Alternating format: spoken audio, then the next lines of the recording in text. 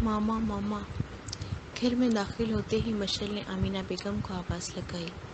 تم اتنی جلدی کیسے آ گئی؟ آمینہ نے کچن سے باہر آتے ہوئے کہا۔ ارے مما، وہ مجھے حیا کے گھر جانا ہے اس لیے آ گئی۔ آپ پلیز جلدی سے کھانا لگا دو، میں فریش ہو کے آتی ہوں۔ مشعل نے ان کے گلے میں باہیں ڈال کے انہیں اپنے جلدی آنے کی وجہ بتائی۔ اچھا تو کیوں آج حیا کالج نہیں آئی؟ نہیں مما، یہی تو پوچھنا ہے، کہیں اس نے کسی اور کالج میں تو نہیں لے لیا ایڈمیشن۔ آپ جلدی سے کھانا لگا دو، میں 2 منٹ میں فریش ہو کے آئی۔ مشعل بولتے کے ساتھ ہی اپنے کمرے میں چلی گئی۔ آپ کون ہیں انکل؟ سامنے کھڑی بچی نے معصومیت سے پوچھا۔ بیٹا، وہ آپ کے ڈرائیور انکل کو کام تھا، انہوں نے مجھے بھیجا ہے آپ کو لینے کے لیے۔ میں ان کا دوست ہوں، پر میں آپ کو نہیں جانتی تو آپ کے ساتھ کیوں جاؤں؟ بچی جو کہ اسکول یونیفارم میں اسکول کے باہر کھڑی اپنے ڈرائیور انکل کا ویٹ کر رہی تھی، سامنے کسی اور کو دیکھ کے اس کے ساتھ جانے سے صاف انکار کر دیا۔ بیٹا اچھا اپنا نام تو بتاؤ۔ میں آپ کو اپنا نام کیوں بتاؤں جبکہ میں آپ سے پہلی بار مل رہی ہوں؟ ویسے سب پیار سے مجھے پری کہتے ہیں، آپ بھی کہہ سکتے ہو، بچی نے سمجھداری سے جواب دیا۔ سامنے موجود شخص کے چہرے پہ پہلی بار پریشانی آئی، یہ بچی تو اس کے قابو میں ہی نہیں آ رہی تھی۔ دیکھو بیٹا، ہمیں دیر ہو رہی ہے، گھر چل کے بات کریں گے۔ نہیں، پہلے آپ میری ماما سے بات کرواؤ، پھر میں آپ کے ساتھ جاؤں گی۔ پری اپنی بات پہ اڑی رہی۔ بیٹا میرے پاس نمبر نہیں ہے آپ کی ماما کا، میں کیسے آپ کی بات کروا دوں؟ مجھے یاد ہے نمبر ماما کا، آپ مجھے اپنا موبائل دے دو، بچی نے معصومیت سے آنکھیں ٹپٹپاتے ہوئے کہا۔ سامنے موجود آدمی صحیح معنی میں بچی کی باتوں سے زچ ہو گیا۔ اس کا پالا پہلی بار اتنی سمجھدار بچی سے پڑا تھا جو مشکل سے 10 سال کی ہوگی۔ اس آدمی نے موبائل نکال کے بچی سے پوچھ کے نمبر ڈائل کیا اور موبائل کان سے لگائے ایک طرف چلا گیا۔ Hello madam. جی میں شبیر بات کر رہا ہوں، میں پری کو لینے آیا تھا کیونکہ جلال کی طبیعت ٹھیک نہیں ہے، اس لیے اس نے مجھے لینے کو کہا ہے۔ آپ کا نمبر بھی اسی نے دیا ہے، آپ پری سے ایک بار بات کر لیں، وہ میرے ساتھ نہیں جا رہی۔ شبیر نے بڑی صفائی سے جھوٹ بولا اور موبائل لا کے پری کے ہاتھ میں دے دیا۔ بیٹا آپ انکل کے ساتھ گھر کیوں نہیں آ رہی؟ فون میں سے آواز آئی۔ پر مما یہ تو… بیٹا آ جاؤ آپ ان کے ساتھ، میری بات ہو گئی ہے انکل سے۔ اس نے انکل کو فون واپس کیا اور گاڑی میں آ کے بیٹھ گئی۔ یہ گاڑی بھی میرے پاپا کی نہیں ہے، بچی نے گاڑی میں بیٹھ کے اگلا سوال کیا۔ شبیر نے اس کی بات کا کوئی جواب نہیں دیا اور گاڑی چلاتا رہا۔ ایک دم گاڑی رکی۔ انکل یہ میرا گھر نہیں ہے، بچی نے کھڑکی سے باہر دیکھتے ہوئے کہا۔ وہ آدمی کوئی جواب دیے بغیر گاڑی سے اترا، دوسری طرف آ کے بچی کی طرف کا دروازہ کھولا اور بچی کو بے دردی سے بازو سے پکڑ کے باہر نکالا۔ انکل چھوڑو، مجھے درد ہو رہا ہے۔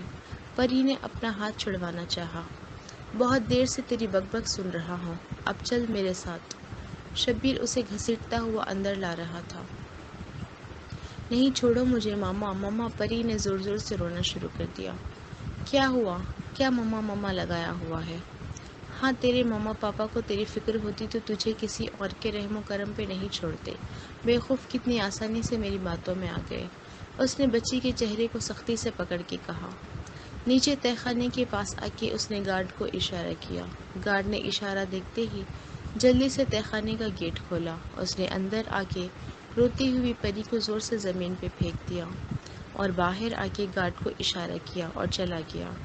گارڈ نے جلدی سے واپس گیٹ کو تالا لگا دیا۔ پری کے نازک ہاتھ بری طرح چھیل گئے اور سر پہ چوٹ لگنے سے خون نکلنے لگا۔ آپ نے کہا تھا ماما کہ چلی جاؤ، آپ مجھ سے پیار نہیں کرتی، I hate you mama, I hate you, Pari نے بری طرح روتے ہوئے کہا۔ اسے اس اندھیرے میں ڈر لگ رہا تھا۔ اس کی آنکھیں جب اندھیرے میں کچھ دیکھنے کے قابل ہوئی تو اس نے چاروں طرف نظر دوڑائی۔ بدبو، اندھیرا اور اس کے عمر کے اور بھی بچے تھے وہاں جو شاید سب سو رہے تھے یا بے ہوش تھے۔ اسے اور خوف آنے لگا۔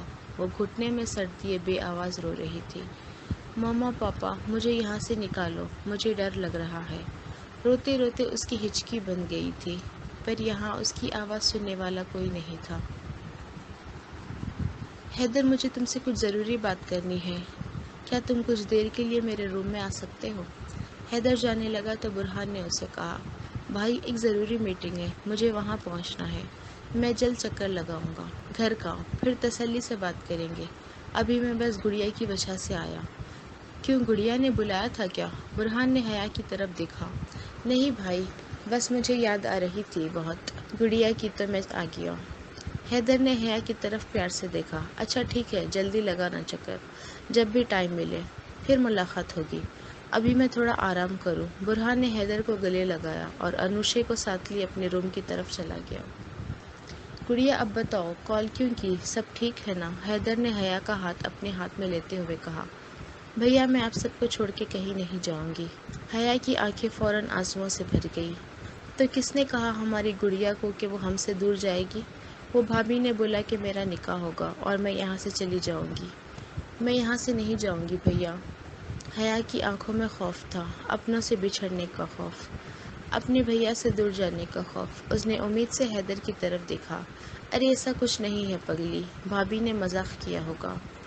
حیا کی بات سن کے اسے اپنی بھابھی پہ غصہ تو آیا، پر اس وقت حیا کو بہلانا زیادہ ضروری تھا۔ اچھا سچ میں بھیا، میں کہیں نہیں جاؤں گی، حیا نے فوراً اپنے آنسو صاف کرتے ہوئے کہا۔ جی گڑیا، چلو اب آپ لیٹ جاؤ کچھ دیر کے لیے، آپ کا پیر جلدی ٹھیک ہو جائے گا۔ حیدر نے پیار سے اپنی چھوٹی سی بہن کو دیکھا۔